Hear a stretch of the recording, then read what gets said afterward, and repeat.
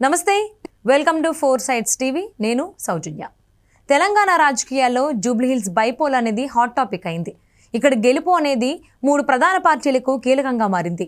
దీంతో Congress, BRS, BJP పార్టీలు గెలుపు కోసం తమ వ్యూహాలకు పదును పెడుతున్నాయి.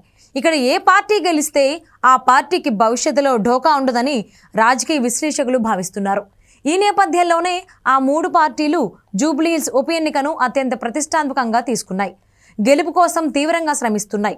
అయితే రేవంత్ రెడ్డి మాత్రం ఈ ఉప ఎన్నికలో తన మార్కు రాజకీయం చూపించేందుకు రెడీ అయ్యారని ఆ పార్టీలో చర్చించుకుంటున్నారు. అదేంటో గెలుపు తర్వాత చూస్తారని చెబుతున్నారు. ఇకపోతే తెలంగాణ సీఎం రేవంత్ రెడ్డి ఫుల్ జోష్లో కనిపిస్తున్నారు. స్థానిక సమరం జూబ్లీహిల్స్ బైపోల్లో గెలుపు కోసం బాగా వర్కౌట్ చేస్తున్నారు. నేతలు, కార్యకర్తలను సమన్వయం చేసుకుంటూ ముందుకు సాగుతున్నారు. రేవంత్ పాలనకు రెఫరెండంగా త్వరలో జరగనున్న ఎన్నికలు నిలుస్తాయని, ఆయన భవిష్యత్తును కూడా ఈ ఎలక్షన్స్ డిసైడ్ చేస్తాయని పొలిటికల్ ఎక్స్పర్ట్స్ భావిస్తున్న నేపథ్యంలో తనదైన వ్యూహాలకు పదును పెడుతూ వాటిని అమలు చేస్తున్నారు రేవంత్ రెడ్డి. ఇక రేవంత్ రెడ్డి ట్రాక్ రికార్డును పరిశీలిస్తే ఆయన 2023 అసెంబ్లీ ఎన్నికల్లో కేసీఆర్ లాంటి కుంభస్థలాన్ని ఢీకొని పవర్లోకి వచ్చారు. ముఖ్యమంత్రి పదవి కోసం ఆ పార్టీలోని సీనియర్లు ఎంత ట్రై చేసినా చివరికి ఆయన అనుకున్నట్టుగానే ఆ పీఠాన్ని అధిరోహించారు. ఆ తర్వాత తనదైన పాలనతో ప్రజల్లో తనకంటూ ఓ ఇమేజ్ను ఏర్పరచుకున్నారు. కాకపోతే ఇప్పుడు మరోసారి అసలైన అగ్ని పరీక్షను ఆయన ఎదుర్కోబోతున్నారు. జూబ్లీహిల్స్ ఉప ఎన్నిక, పంచాయతీ ఎన్నికలు రేవంత్కు పెద్ద సవాల్గా మారాయి. ఈ రెండిటిలోనూ కాంగ్రెస్ను విజయ తీరాలకు చేర్చాల్సిన బాధ్యతను ఆయన తన భుజస్కంధాలపైనే వేసుకున్నారు. ఒకవేళ జూబ్లీహిల్స్తో పాటు స్థానిక ఎన్నికల్లోనూ ఆయన అనుకున్న రీతిలో విజయాలు గనుక సిద్ధిస్తే ఇక తన నాయకత్వానికి తిరిగి ఉండదని రేవంత్ సైతం భావిస్తున్నట్లు ఆయన సన్నిహితులు చర్చించుకుంటున్నారు. రేవంత్ రెడ్డి సీఎం సీటు ఎక్కి 2 ఏళ్లు కావస్తోంది.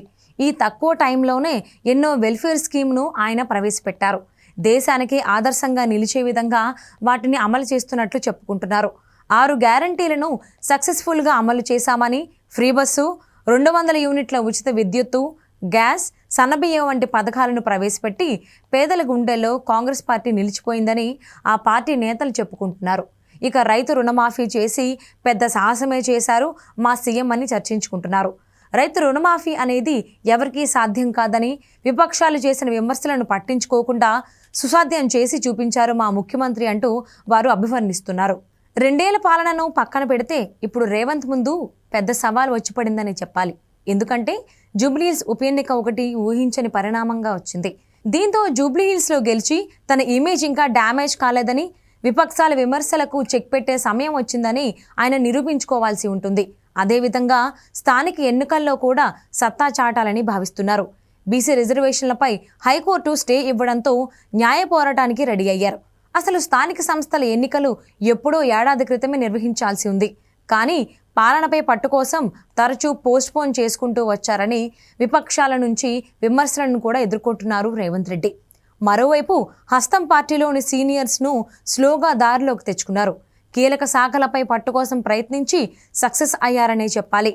ఇప్పుడు మరోసారి ఎన్నికల్లో గెలిచి తనకు ఎదురు లేదని నిరూపించుకునేందుకు ఆయన నిర్ణయం తీసుకున్నట్లు రేవంత్ సన్నిహితులు చెబుతున్నారు. ఇకపోతే జూబ్లీహిల్స్ బీఆర్ఎస్ ఎమ్మెల్యే అయిన మాగంటి గోపీనాథ్ మరణంతో ఈ ఉప ఎన్నిక అనివార్యమైంది. ఇది కాంగ్రెస్ పార్టీకి ఊహించని విపత్తుగా మారిందని కొందరు చర్చించుకుంటున్నారు. దీంతో ఇక్కడ గెలవడం రేవంత్ రెడ్డికి పెద్ద అగ్ని పరీక్ష అని అంటున్నారు. ఎందుకంటే హైదరాబాద్లో కాంగ్రెస్ పట్టులేదనే అపవాదు ఉంది. అసెంబ్లీ ఎన్నికల్లో పూర్ పెర్ఫార్మెన్స్ ఇచ్చింది. అధికారంలోకి వచ్చాక భాగ్యనగరంలో పూర్వ వైభవం తీసుకొచ్చేందుకు ఆ పార్టీ ప్రయత్నిస్తోంది. ఇప్పటికే కంటోన్మెంట్ ఉప ఎన్నికలో విజయం సాధించిన కాంగ్రెస్ పార్టీ జూబ్లీహిల్స్లోనూ సేమ్ రిజల్ట్స్ను రిపీట్ చేయాలని చూస్తోంది. ఇక్కడ గెలిస్తే గ్రేటర్ ఎన్నికల్లో ఈజీ అవుతుందని, ప్రజల్లోకి ఒక మంచి మెసేజ్ వెళుతుందని హస్తం పార్టీ భావిస్తోంది. ఇక రాజకీయాల్లో రేవంత్ ఆరితేరారని చెప్పాలి. ఆయనకు సవాళ్లు అనేవి కొత్త ఏమీ కాదు. తన జీవితంలో ఎన్నో సవాళ్లను ఆయన అధిగమించారు. కాకపోతే ఈసారి మాత్రం ముఖ్యమంత్రి హోదాలో పొలిటికల్గా ఫైట్ చేయబోతున్నారు.